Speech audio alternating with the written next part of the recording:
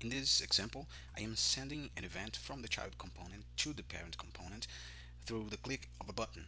As you can see here, the value on the input was updated based on the details that I sent from the child to the parent. If I was to add the bubble attribute here,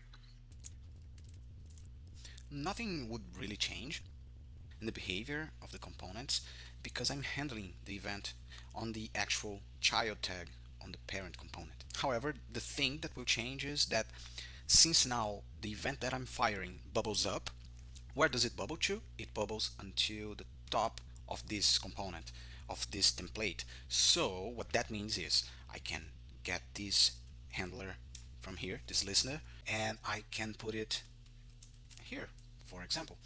And now, since my event bubbles up to the top of the parent component, I can handle on any parent tag of the child component, not only specifically on the child tag, but all the tags that are above it.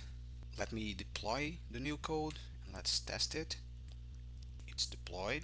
Refresh the page. Let me press the button. Okay, you could imagine, oh, this it might be working because of the UI is stored in the cache. Let's change the message that we are sending. Just add a chew at the end here. Let's deploy. If we refresh the page, we should be able to see the new message on the input.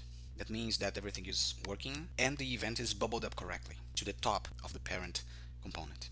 One thing you have to pay attention is this only works if the tags that are handling this event, they are parents of the child tag, of the child component tag.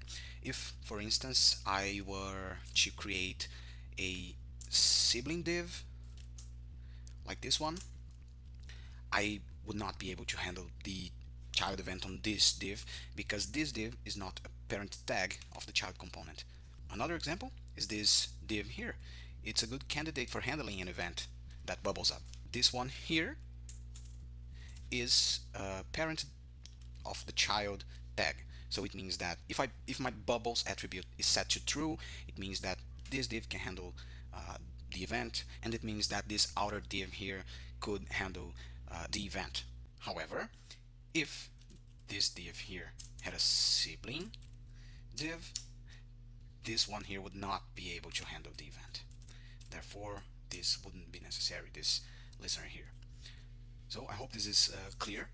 The bubbles parameter, when set to true, it takes the event, it bubbles up to the top of the component that is containing your child element, but not past that.